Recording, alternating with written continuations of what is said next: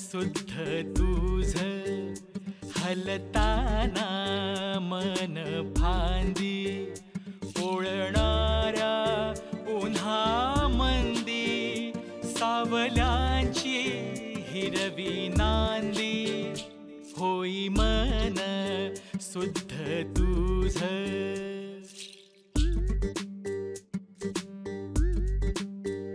संध्याकाळी कातर वेळी खोलवरी लागे दिवा थकलेल्या अंधाराला उजेडाचा स्पर्श हवा होई मन शुद्ध तुझ होई मन शुद्ध तुझ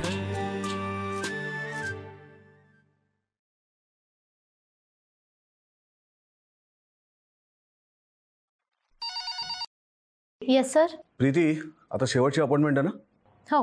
बरं त्या हाशिमकडनं मोमो मागवलेस का? नंबर आहे का तुझ्याकडे? हो आहे. आठवणीने मागवा. आता आमची पोरगी ठणाणं करेल. आज सगळ्या मैत्रिणींना तिने रात्री घरी बोलवलंय. हो हो मागवते सर.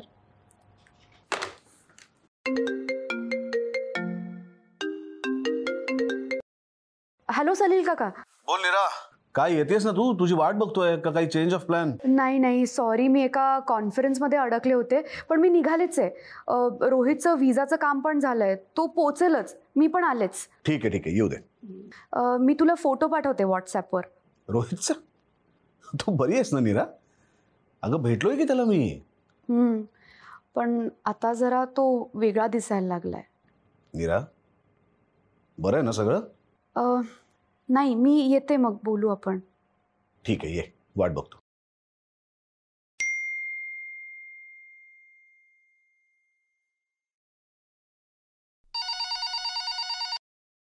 हा प्रीती.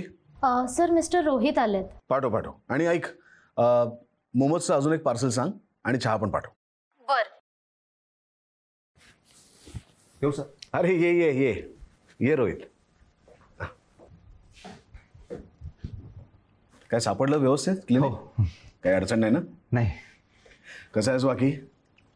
गुड. बरं झालं नीराने तुझा फोटो मला पाठवला, नाही तर तुला ओळखूच शकलो नसतो मी. फोटो पाठवला? हां आत्ता पाठवला. केवढा बदललायस तू 4-5 वर्षात रोहित. असा थकल्यासारखा का वाटतोयस? हो सांगतो. सॉरी डॉक्टर, तुम्हाला तुमचं स्केड्यूल रिशफल करावं लागलं. पण बरं झालं ना, या निमित्ताने तुमच्या दोघांची माझी भेट होईल. खरं तर नीरा माझी अतिशय लाडकी पुतणी, मैत्रीण म्हणलास असं तरी चालेल. सगळ्या गोष्टी लहानपणापासून अगदी मोकळेपणाने माझ्याशी बोलत आली. आत्ताच तिचा फोन आला होता की 10 मिनिटं तिला उशीर होतोय. तो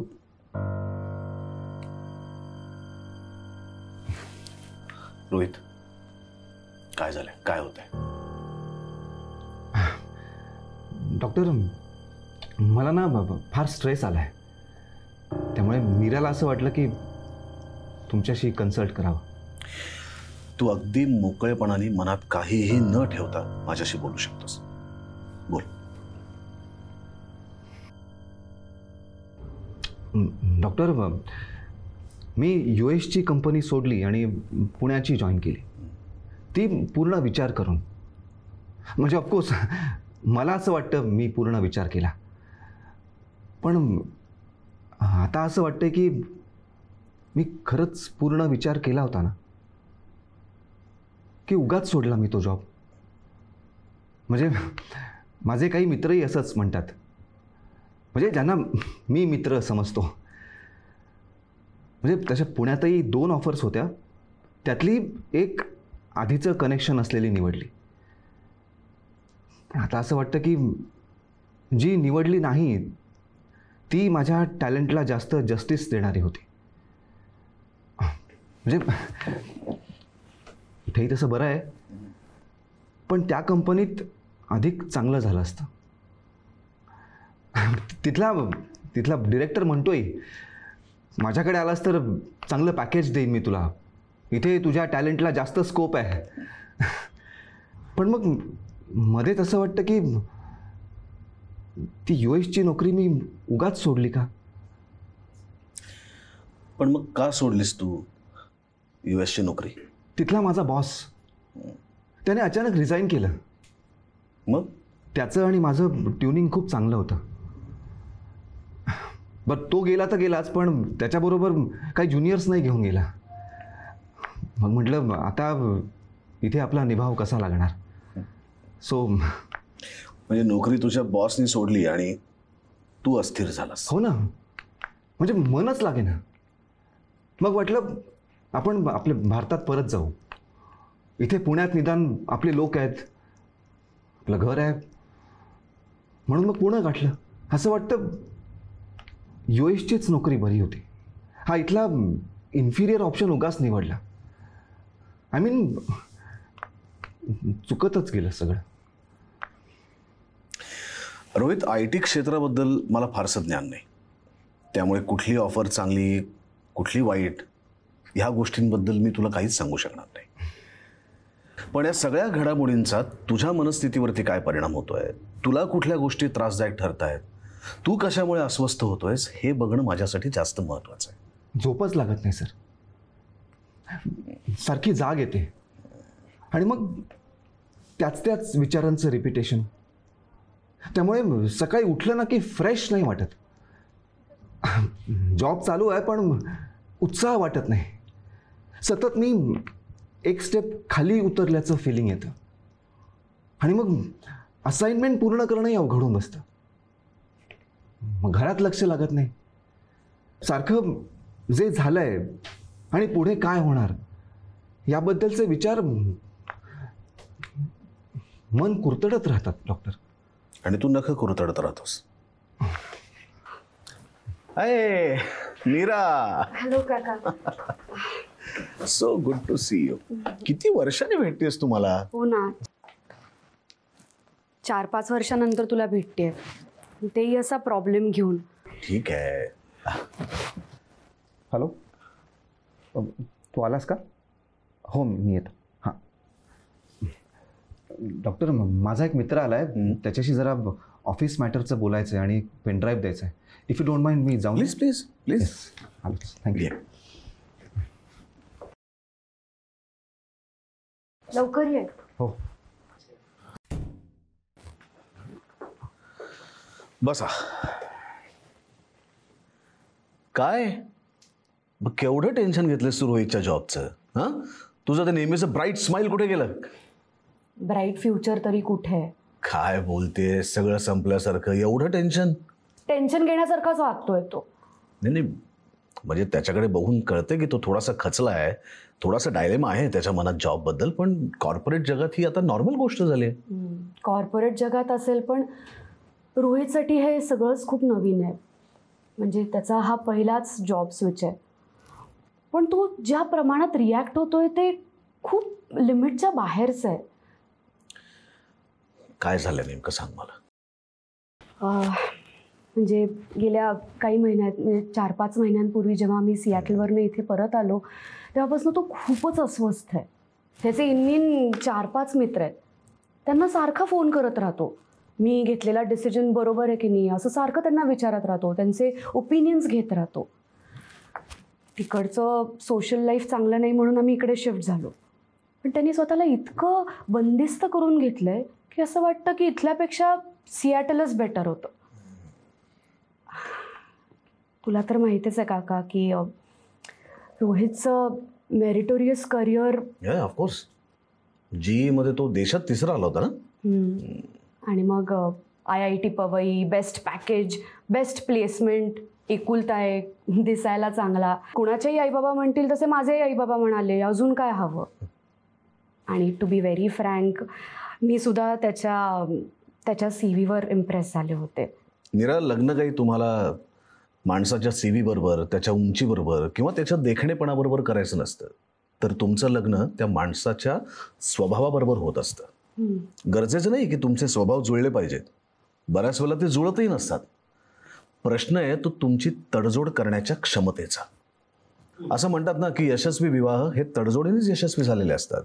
पण मी आता अजून काय कॉम्प्रोमाइज करू सांग ना काका. म्हणजे मी माझं इंटिरियर डिझायनिंगचं करिअर बाजूला ठेवून होममेकर व्हायच्या तयारीनेच US गेले होते. पण हाऊसचं होम व्हायला आणि आयुष्याचं सहजीवन व्हायला आपल्याला आपल्या पार्टनरची साथ गरजेची असते ना. हळूहळू लक्षात आलं की रोहितचा स्वभाव नुसता अबोल नाही आहे, तर वृक्षही आहे. म्हणजे त्याच्याकडे शब्दांबरोबरच प्रेम, आपुलकी, सेन्सिटिव्हिटी या सगळ्याचीच कमतरता आहे. म्हणजे त्याचा स्वभाव वाईट नाही आहे, पण तो आत्ता त्याच्या जॉबच्या टेन्शनमध्ये इतका गुरफटून गेला आहे की त्याला दुसरं काहीच दिसत नाही आहे. त्याची ही जी सगळी अस्वस्थता आहे ती मला बघवत नाही आहे. आणि हे सगळं त्याच्या जॉबच्या स्विचमुळेच झालं आहे का? मी ॲडजस्ट करून घ्यायला तयार आहे, पण या सगळ्या ट्रॉमातनं त्याला कसं बाहेर काढायचं हे कळलं नाही, म्हणून त्याला तुझ्याकडे घेऊन आले. तू आत्ता म्हणालीस की त्याची अस्वस्थता तुला बघवत नाही आहे, म्हणजे नेमकं काय होत आहे, काय घडत आहे? ऑफिसवरनं आला की त्याच्या खोलीत जातो आणि खोलीचं दार बंद करून घेतो आणि दिवस रात्र खोलीत इयरझारा घालत राहतो. खोलीत इयरझाऱ्या घालतो? हो. तुला कसं कळलं तो बंद खोलीत इयरझाऱ्या घालतो ते? अरे, एकदा तो बाहेर गेला होता तेव्हा त्याचा फोन मी पाहिला. त्याच्याकडे त्याचं कॅलरी काउंटचं ॲप आहे. 24 तासात 10,000 स्टेप्स. आता त्या 12x15च्या खोलीमध्ये एवढ्या फेऱ्या मारल्याशिवाय एवढे स्टेप्स कुठून होणार? आणि शिवाय त्याचं असं सारखं असं करत हिरमुसणं, सारखे हातावर हात घासणं, नखं खाणं, कधी कधी तर भीती वाटते रक्त येईल म्हणून मी त्याला सारखं टोकत असते. नाही, मी सुद्धा ऑब्झर्व केलं ते. मी त्याला बोललो त्या नखं कुरतडण्यावर. तू बोललास ना, बरं झालं. काका, अजून काही सांगायचं आहे का तुला? गेल्या 6 महिन्यात आम्ही एकदाही एकत्र आलो नाही होत. I can understand. असं वाटतं ना, करिअर शिवाय त्याच्या डोक्यात कुठल्याच भावना, कुठलेच विचार येत नाहीत. नीरा, आधी मला असं वाटलं की हे नवरा बायकोचं इगो प्रॉब्लेमचं काहीतरी प्रकरण आहे, पण आय रिअली ॲप्रिशिएट तू त्याचा क्रायसिस समजून घेण्याचा प्रयत्न करतेस. It's so sensible of you. Thank you. पण काका, खरं सांगू का, कधी कधी ना डिवोर्सचाही विचार येतो मनात. नीरा, अरे, तो इतका स्वतःला जर कोशात अडकून घेणार असेल तर मी अशी किती दिवस त्याची बाहेरनं तडफड बघत बसू. पण म्हणून म्हणलं की कुठलाही डिसिजन घेण्याआधी एकदा तुझ्याशी बोलावं. त्याचा नेमका काय प्रॉब्लेम आहे काका? He is suffering from FOMO, fear of missing out. आणि हा फक्त रोहितचा प्रॉब्लेम नाही आहे, या जनरेशनचा, या पिढीतल्या अनेकांचा तो प्रॉब्लेम आहे. मी आजच्या या जनरेशनला MCQ जनरेशन म्हणतो, म्हणजे मल्टिपल चॉईस क्वेश्चनची पिढी. फक्त परीक्षेतच नाही तर आयुष्यातच मल्टिपल चॉईसची उपलब्धता असल्यामुळे खूप आव्हानांचा सामना त्यांना करावा लागतो. प्रचंड वेगवेगळ्या संधी आजूबाजूला आहेत आणि त्याच्यात मल्टिपल चॉईसची उपलब्धता, याचा परिणाम म्हणजे फोमो. काका, मी फोमो स्लँग म्हणून ऐकलं होतं, पण फोमो म्हणजे नेमकं काय? ये डॉक्टर, थोडा वेळ लागला. बस बस बस.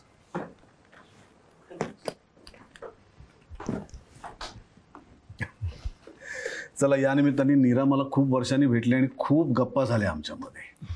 मला सांग, तुला फोमो बद्दल काय माहिती आहे? फोमो? हां, कुठल्या तरी मॅनेजमेंटच्या एक्सपर्टनं म्हणलाय ना हा कॉन्सेप्ट? करेक्ट. पॅट्रिक मॅकगिनिस, अमेरिकेतला एक यशस्वी फायनान्सर. 2004 साली त्यांनी हा शब्द रूढ केला. एखाद्यासमोर अनेक पर्याय असतात, त्यातला एक पर्याय निवडल्यानंतर इतर पर्यायांना आपण मुकणार, यामुळे मनात एक भीती, एक हुरहुर, एक बेचैनी, एक अस्वस्थता निर्माण होते. याला म्हणतात फोमो.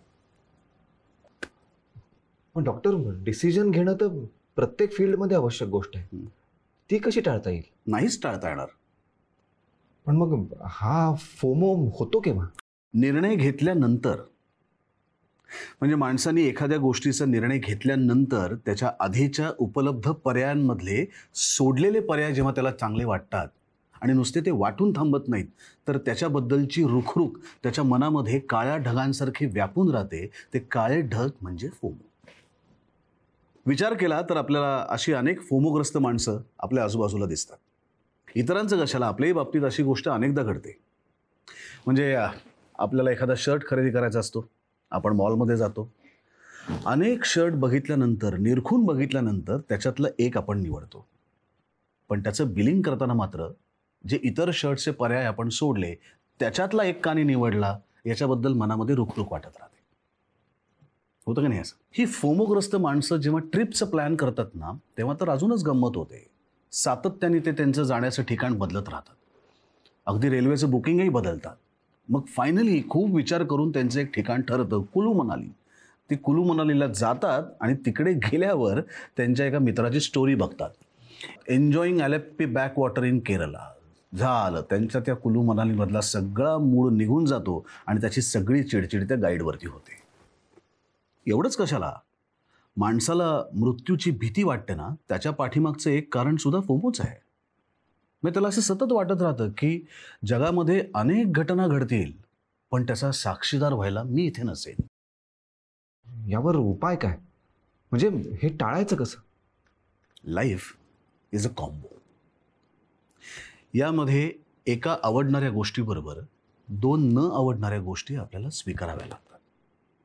सुंदर मुलगी हवी पण मग ती कदाचित कमी शिकलेली असेल किंवा गर्विष्ठ असेल. अमुक एका कंपनीतच नोकरी हवी पण मग त्याच्यासाठी रोज 25 किलोमीटर दूरचा प्रवास करावा लागेल आणि ही यादी कितीही वाढू शकते. पण काका, शेवटी हे सगळं आनंदासाठीच आहे ना. पण आधी आपला आनंद नेमका कशात आहे हे तर कळलं पाहिजे. आणि ज्यांना आयुष्यात सगळं हवं आहे ना त्यांना काहीही मिळत नाही. मग ते आपलं फक्त भविष्य काळच नाही तर वर्तमान काळही खडतर करून ठेवतात. रोहित, तू एक चॉईस केलास, विचारांती केलास. आता त्याच्यातले मिसिंग आउट पॉइंट्स कुठले आहेत ते आपण बघूया. तू अमेरिकेतलाच जॉब स्वीकारला असतास तर, किंवा तोच जॉब कंटिन्यू केला असतास तर तू डिरेक्टर झाला असतास. पण ज्या बॉसबरोबर तुझं ट्युनिंग होतं तोच नोकरी सोडून गेला. पुण्यातल्या तुझ्या 2 आवडत्या जॉबपैकी तू जर पहिला घेतला असतास तर, पण तिथे पॅकेज कमी होतं. हे बघ रोहित, या अशा ऑफर्स तुला याही पुढे येत राहतील आयुष्यभर. काही न आवडणारे असतील, काही जास्त आवडणारे असतील. So this is the unending story of FOMO. काका, तुला पण आयुष्यात अनेक गोष्टींचा चॉईस करावा लागला असेल ना. तुला नाही कधी झाला फोमो? का तुमच्या वेळी नव्हताच? एक गंमत सांगतो. मी आत्ताच एक कविता वाचली 50 वर्षांपूर्वीची. हे घेऊ का ते घेऊ, दुकान उचलून का नेऊ. एक लहान मुलगा खेळण्याच्या दुकानात गेलाय आणि समोर विविध खेळणी बघून त्याच्या मनात प्रश्न पडलाय की मी नेमकं कुठलं खेळणं घेऊ, हे घेऊ का ते घेऊ. ही जी त्या माणसाच्या मनाची अवस्था आहे ना, त्या अवस्थेचं चपखल वर्णन करणारं गाणं. पण आता त्या ऑप्शन्सचा गुणाकार झालाय. आणि तू मला विचारलं होतंस की फोमो होता का पूर्वी, तर होताच, आजही आहे. फक्त आज त्या आगीचा भडका उडालाय आणि तो या सोशल मीडियाने आणखी पसरवलाय. त्याच कवितेतली आणखी एक ओळ, फुगा फुगवू का झट्ट दिशी, फुटेल मग तो पट्ट दिशी. तोच फुगा आता फुटलाय. छान सांगितलं सर. पण यातून आता मी बाहेर कसा पडू? याचं उत्तर आहे मोमो. मोमो? Yes sir. प्रीती, ते हाशिमकडनं मोमोज आले का? हो. हां, मग त्यातलं एक पार्सल घरच्यासाठी बाहेर ठेव आणि एक पार्सल आतमध्ये पाठव. बर. मोमो. मोमो खाता खाता ही टर्म मी कॉइन केली, मॅनेजमेंट ऑफ मिसिंग आउट. एक लक्षात घ्या, आपल्या आयुष्यात 3 प्रकारचे प्रश्न असतात. एक नो स्टेक्स, एक लो स्टेक्स आणि एक हाय स्टेक्स. म्हणजेच अजिबात महत्त्वाचे नसलेले, कमी महत्त्वाचे असलेले आणि खूप महत्त्वाचे असलेले. आता आपण भाजी आणायला गेलो मंडईमध्ये, तर भाजी कुठली घ्यायची आहे? कांदा घ्यायचे आहे, बटाटा घ्यायचे आहे, काय फ्लॉवर घ्यायचे आहे? हे अजिबातच महत्त्व नसलेले प्रश्न आहेत. त्यामुळे त्याच्यात आपल्या मेंदूची फार शक्ती वाया नाही घालवायची. पण आपल्याला मोबाईल घ्यायचा आहे, मग त्यासाठी मात्र त्याचं तंत्रज्ञान माहिती असलेल्या मित्राची आपल्याला मदत घ्यायला लागेल, कारण तो कमी महत्त्वाचा का होईना पण प्रश्न आहे, कामाचा प्रश्न आहे. पण आयुष्याचा जोडीदार निवडायचा आहे तर हा अत्यंत महत्त्वाचा प्रश्न, हाय स्टेक्स. मग त्याच्यासाठी वेळ घ्या, थांबा, आपल्या अपेक्षांचा अग्रक्रम ठरवा. पण एकदा का निर्णय घेतलात की मग त्याच्यात आनंद माना. पण चुका झाल्या की खंत वाटते सर. रोहित नीरा, एक लक्षात घ्या, चुकांना कोणीच चुकलं नाही. मला सांगा, यश कशात आहे? योग्य निर्णय घेण्यात. योग्य निर्णय कशातनं येतो? अनुभवातनं. अनुभव कशातनं येतो? चुका करून. Rename mistakes as experience and move ahead. Rename difficulties as adventures and enjoy them. या वास्तवाचा स्वीकार केला तरच या फोमोच्या चक्रातनं बाहेर. हां, या हे मग ठेवा. हे माझ्या आवडत्या हॉटेलमधनं मागवलेले मोमोज. मीरा घ्या. Help yourself. काका घे तू घे. अमेझिंग. सर दुसरं म्हणजे आता दुसरं तिसरं काही नाही. तो आधी मोमो चवीने खा. आणि मनात कितीही शंका उफाळून वरती आल्या ना तरी सुद्धा त्याला आता दाबून टाकायचं. हे बघ, करिअर हे महत्वाचं असतंच, पण ते म्हणजे काही सर्वस्व नाही. अरे मित्रा, हे आत्ताचं तुझं वय आहे ते बेभानपणे जगण्याचं आहे, रसरसून जगण्याचं आहे. त्यामुळे सतत करिअर करिअर करिअर करत माझ्या लाडक्या पुतणीला बोर करू नकोस.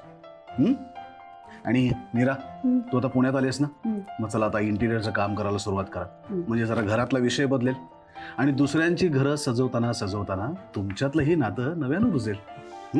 घ्या. आवडलं ना? करा, सुरुवात करा. किती दिवसांनी इतका छान हसला हा. अगं तू आता त्याला मारतेस काय? त्याला खाऊ दे शांतपणे.